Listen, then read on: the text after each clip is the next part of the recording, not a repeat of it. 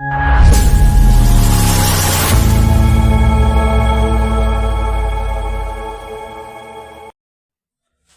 dear students, welcome to Get Rid of English Grammar and Speaking course. ऐं टॉपिकनि जी series पंहिंजी जेका हले पई उहा active wise and passive wise हले पई। एक्टिव एंड पैसिव वाइज़ में पाण जेके आहिनि उहे सभिनी टेंसन जा एक्टिव एंड पैसिव पढ़ंदा आहियूं। जंहिंजे टेंस जा एक्टिव एंड पैसिव ठहंदा आहिनि उहे पढ़ूं पिया। ऐं लेक्चर नंबर जेको पंहिंजो आहे अॼु 6 आहे। हिन खां पहिरियों लेक्चर हुयो, हुन में तव्हांखे पास्ट कंटिन्यूअस टेंस जो मूं तव्हांखे एक्टिव स्ट्रक्चर ऐं पैसिव स्ट्रक्चर सम्झायो। अॼु जे हिन लेक्चर में पाण पास्ट परफेक्ट टेंस यानी जेको सिंपल पास्ट सिंपल जो ॿियो हुयो कंटिन्यूअस ऐं टियों हाणे जेको आहे पास्ट परफेक्ट यानी टे टेंसन जा जेके आहिनि उहे पैसिव ठहंदा आहिनि। उहो जेको आहे पास्ट परफेक्ट टेंस जेको आहे उहो पाण डिस्कस करण वारा आहियूं। सही आहे। एक्टिव स्ट्रक्चर ऐं तव्हांखे टेंसन में पढ़ाया आहियो आहे। पैसिव स्ट्रक्चर जेको आहे हाणे पढ़ंदासीं। पंहिंजो फोकस जेको हूंदो सभिनी खां पहिरीं त उहो पैसिव स्ट्रक्चर ते हूंदो, ठीकु आहे, रेदर देन जेको आहे एक्टिव स्ट्रक्चर। छो त जेको टेंस में तव्हांखे ऐं जेको आहे एक्टिव स्ट्रक्चर पढ़ाया आहियो उन खां बाद में हाणे जेको मेन फोकस हूंदो पंहिंजो पैसिव स्ट्रक्चर हूंदो, ठीकु आहे। त पास्ट परफेक्ट टेंस जी अगरि ॻाल्हि कजे चुका हुआ, चुकी हुई, चुकी हुयूं, अहिड़ा जेके तव्हांजा साउंड हूंदा आहिनि। ऐं उन खां अलावा नेगेटिव ठाहिण जे लाइ तव्हांखे जेको आहे नॉट लॻाइणो पवंदो आहे। हिते ॾिसी सघो था, शी हैड नॉट, माना नॉट जेको आहे 3 नंबर ते लॻंदो आहे। सॼी ज़िंदगी यादि रखिणो आहे तव्हांखे, नॉट जेको आहे उहो 3 नंबर ते ई लॻंदो आहे, ठीकु आहे। उन खां बाद में इंट्रोगेटिव ठाहिण जे लाइ हेड सब्जेक्ट ऐं उन खां बाद में ऑब्जेक्ट वर्ब बि थर्ड फॉर्म लॻंदी आहे, ठीकु आहे। इहा ॻाल्हि त तव्हांखे हिते क्लियर थी वई हूंदी। पर हाणे अगरि अचूं था पाण हिते पैसिवाइज़ स्ट्रक्चर में, त पैसिव स्ट्रक्चर में ठाहिण जे लाइ तव्हांखे सभिनी खां पहिरीं त ऑब्जेक्ट खे शुरू में आणणो पवंदो आहे। जंहिं जुमिले में ऑब्जेक्ट शुरू में अचे उनखे पैसिवाइज़ जेको आहे, ठीकु आहे। त ईअं बि तव्हां चई सघो था, हिन जी डेफिनेशन ईअं बि थी सघे थी, ऑब्जेक्ट हैड बीन वर्ब बि थर्ड फॉर्म बाय ऐं सब्जेक्ट या एजेंट तव्हां लॻाए सघो था, ठीकु आहे। उन खां बाद में नेगेटिव जे लाइ हैड नॉट बीन वर्ब जी थर्ड फॉर्म बाय ऐं एजेंट। हाणे हिनखे न बीन पढ़बो, छा बीन, बीइंग हिकिड़ो ॿियो हूंदो आहे, BEINGRO, ही आहे बीन, बीन। ऑब्जेक्ट हैड नॉट बीन वर्ब बि थर्ड फॉर्म बाय एजेंट, ठीकु आहे। इंट्रोगेटिव ठाहिण जे लाइ हैड ऑब्जेक्ट बीन ऐं वर्ब बि थर्ड फॉर्म ऐं बाय ऐं एजेंट लॻाइणो आहे, ठीकु आहे। इहा ॻाल्हि तव्हांखे हर लेक्चर में ॿुधाईंदो आहियां ऐं हाणे तव्हांजी प्रैक्टिस बि सुठी थी वई हूंदी, जंहिंसां तव्हांखे इहा ॻाल्हि सम्झ में बि अची वई हूंदी। उन खां बाद में हाणे हलूं था अॻिते ऐं ॾिसूं था हिन जा साउंड छा छा हूंदा आहिनि। साउंड ॾिसंदासीं, उन खां बाद में जेके तव्हांखे ॻाल्हियूं सम्झ में ईंदियूं। त पास्ट परफेक्ट टेंस जो जेको active and passive with examples, ठीकु आहे। हाणे हिते साउंड पहिरियां फोकस हूंदो पंहिंजो साउंडनि ते, त साउंडनि जा छा हूंदा आहिनि जंहिंसां तव्हांखे सुठी हिकिड़ी ॼाण मिली वञे। ऐं काफ़ी टीचर जेके आहिनि उहे साउंड न पढ़ाईंदा आहिनि, पर मां कोशिशि कयां पियो त तव्हांखे बेसिक खां शयूं सेखारियां। हीअ कोर्स खे डिज़ाइनिंग अहिड़े तरीक़े सां कयो आहे जंहिंसां तव्हांखे मुकमल ग्रामर एंड स्पीकिंग कोर्स बि अची वञे, यानी ग्रामर बि अची वञे, उन खां बाद में स्पीकिंग बि अची वञे, राइटिंग स्किल्स तव्हांजूं इम्प्रूव थींदियूं। त ॻाल्हि कजे हिन जी साउंड जंहिंजी, त चुको हो, चुकी हुई, इहे त एक्टिव स्ट्रक्चर जा साउंड आहिनि। पर पैसिव स्ट्रक्चर में मतिलबु जी चुका, चुकी हुई, जी चुका हुआ, जी चुकियूं हुयूं, मतिलबु अहिड़े क़िस्म जो हिकिड़ो साउंड हूंदो आहे। अजीब थोरो मूंखे साउंड ई लॻंदो आहे, छो त मतिलबु हाणे सिंधी आहे न, सिंधी उर्दू हुजे त मतिलबु उहो सवले तरीक़े सां पाण जेको उनजी ट्रांसलेशन करे सघंदा, पर सिंधी जेको आहे थोरी टिपिकल्ट आहे, मतिलबु उनखे ट्रांसलेट करण में मूंखे थोरो मसइलो थींदो आहे। बहरहाल कोशिशि कई आहे मूं त सुठे में सुठी शयूं तव्हांखे सेखारियां। अच्छा, उन खां बाद सेंटेंस आहे आई काट अ थीफ, यानी मो या आऊं जेको आहे चोर खे पकड़े चुकोसि, चोर पकड़जी चुको हुयो। A thief had been caught by mid.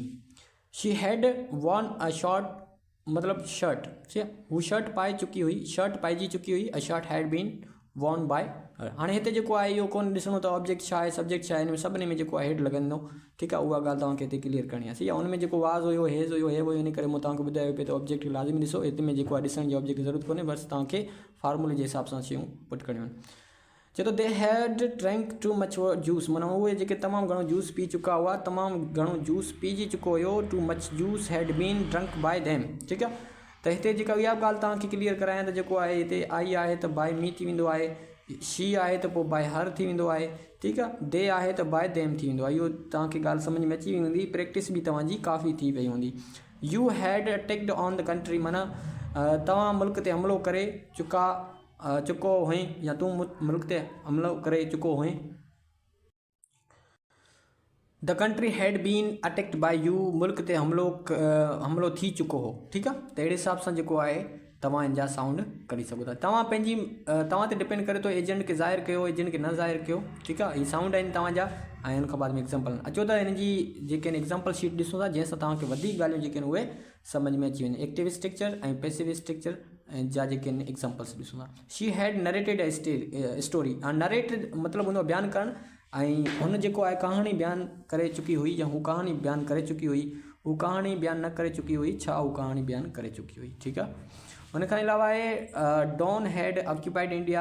Don जेको आहे इंडिया ते कब्ज़ो करे चुको हुयो। डॉन ऑक्यूपाइड कोन कयो कब्ज़ो, छा डॉन ऑक्यूपाइड कयो हुयो। यू हैड साइंड द कॉन्ट्रैक्ट। तव्हां हिकिड़ो कॉन्ट्रैक्ट जेको हुयो साइन कयो हुयो। यू हैड नॉट साइन द कॉन्ट्रैक्ट। तव्हां कॉन्ट्रैक्ट साइन न कयो हुयो, छा तव्हां कॉन्ट्रैक्ट साइन कयो हुयो। A story had been narrated by her. A story had not been narrated by her. Had a story been narrated by her. India had been occupied by Don. माना don खां जेको कब्ज़ो थी चुको हो। ठीकु आहे। उन खां बाद में had not been occupied by Don. Had India been occupied by Don. The contract had not had been signed by you. The contract had not been signed by you. Had the contract been signed by you. त इहो जेको आहे तव्हांजो हिकिड़ी sheet हुई। हाणे next sheet ॾांहुं हलूं था ऐं ॾिसूं था वधीक शयूं जेके क्लियर करण जी कोशिशि कयूं था। वी हैड ruined those house। हाणे ruined जो मतिलबु हूंदो आहे तबाह करणु। माना असां इहे घर तबाह करे चुका हुआसीं। असां इहे घर तबाह न करे चुका हुआसीं, छा असां इहे घर तबाह करे चुका हुआसीं। इहे घर तबाह थी चुका हुआ त those house had been ruined by us. Those house not been ruined by us. Had those house been ruined by us.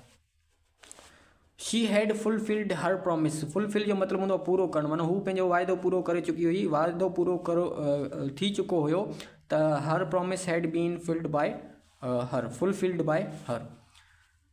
उन खां बाद में ही नेगेटिव थी वियो, इंट्रोगेटिव थी वियो। I had corrected these mistakes. माना आऊं जेके इहे मिस्टेकूं सही करे चुको हुउसि, इहे मिस्टेकूं सही करे थी चुकियूं हुयूं। दीज मिस्टेक्स हैड बीन करेक्टेड बाय मी। ठीकु आहे। थर्ड जेका एग्जाम्पल शीट आहे उनखे ॾिसूं था, जंहिंसां तव्हांखे वधीक ॻाल्हियूं जेके आहिनि उहे सम्झ में अची वञनि।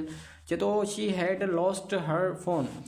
हर फोन हैड बीन लॉस्ट बाय हर। हाणे हिते जेको बि आहे तव्हांखे ॻाल्हि सम्झ में शी आहे इन करे बाय हर थी वियो आहे। उन खां बाद में आई आहे त बाय मी थी वेंदो। इहो सभिनी में आऊं ॿुधाईंदो अचां पियो, तव्हांखे ॻाल्हि सम्झ में अची वई हूंदी। ठीकु आहे। अच्छा, उन खां बाद में I had spoken the truth. जेको आहे ट्रुथ हैड बीन स्पोकन बाय मी। उनखे अलावा जेको आहे अ मैन हैड बिटन बाइट इन गेवा। यानी बाइट जो मतिलबु हूंदो आहे चक हणणु। सही। त माना गेवा चइबो आहे ज़ैतून खे चक माना हणी चुको हुयो, ऐं ज़ैतून खे चक हणिजी चुको हुयो या चक थी चुको हुयो। ठीकु आहे। त गेवा हैड बीन बिटन बाय अ मेडमैन। माना चरियो मेड माना चरियो माण्हू। ठीकु आहे। उमेद कयां तव्हांखे हीअ सम्झ में अची वियो हूंदो। हाणे तव्हांखे हिते जेके बि आहिनि तव्हांजा 14 जेके आहिनि तव्हांजा एग्ज़ाम्पल्स आहिनि उहे तव्हांखे हल करिणो आहे। ऐं हिन लेक्चरनि खां बाद में जॾहिं तव्हांजा एक्टिव ऐं पैसिव ख़तमु थींदा उनमें तव्हांखे आउं PDF हिकिड़ो सेंड कंदुसि। उन में सभु प्रैक्टिस शीट्स जेके आहिनि रखियलु हूंदियूं। ठीकु आहे। उहे तव्हांखे पहिरियां सॉल्व करणियूं। अचो हाणे ॾिसूं था। He had planted a tree. ठीकु आहे। हाणे हिते ट्री आहे जेको उहो तव्हांजो ऑब्जेक्ट आहे। मीटिंग आहे हिन में, ही ट्री आहे, ही किड आहे हिन में, द क्लॉथ आहे, ही बाइक आहे हिन में ऑब्जेक्ट। ही मतिलबु ऑब्जेक्ट तव्हांजा इहे ई आहिनि। मां जेके आऊं तव्हांखे ॿुधाईंदो। मैनी एग्स, मिल्क आहे हिन में, इंडिया आहे, माई आइज़ आहिनि, द बॉइज़ आहिनि, दिस जेको क्रीम आहे या चिकन आहे। ठीकु आहे। उन खां बाद में इहे फार्मूला लॻाए इन जा नेगेटिव इंट्रोगेटिव ऐं इहे जेके आहिनि स्ट्रक्चर तव्हांखे ॾिसी वठो। उन खां तव्हांखे पैसे में कन्वर्ट करणा आहिनि। उन खां बाद में हिते जेका ट्रांसलेशन रखी आहे, ट्रांसलेशन आउं इन करे रखंदो आहियां त जंहिं करे तव्हां पैसिव स्ट्रक्चर कढो। जेॾी महिल तव्हांखे अहिड़ो जुमिलो कॾहिं ॿुधाइण जी ज़रूरत पवे त तव्हां कहिड़े हिसाब सां ॿुधाईंदो। ठीकु आहे। इन करे जेको आहे ऐं हीअ पैसिव जो जेको कहिड़ो बि टेंस पढ़ाईंदो उनजी प्रैक्टिस शीट लाज़मी जेको आहे उहो सेंड कंदो आहे, जेका ट्रांसलेशन करण वारी हूंदी आहे, ट्रांसलेट इनटू इंग्लिश में। ठीकु आहे।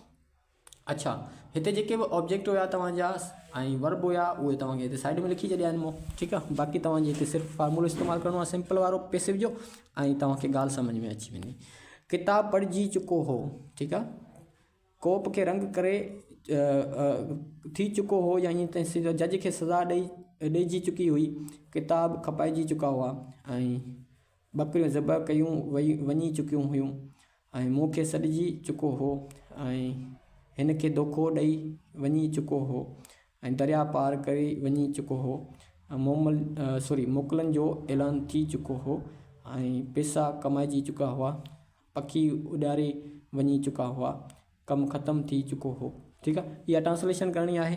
बिल्कुलु ईज़ी शयूं आहिनि। हिन में का झंझट कोन्हे। सिर्फ़ु तव्हांखे फार्मूलो इस्तेमालु करिणो आहे, शयुनि खे सम्झणो आहे, आवाज़ खे सम्झणो आहे, ऐं तव्हांखे कमु करिणो आहे। ठीकु आहे, उमेदु कयां थो त हीउ लेक्चर तव्हांखे सुठे तरीक़े सां सम्झ में अची वियो हूंदो। मिलंदासीं नेक्स्ट लेक्चर में, तेसिताईं दुआ में यादि। अल्लाह हाफ़िज़।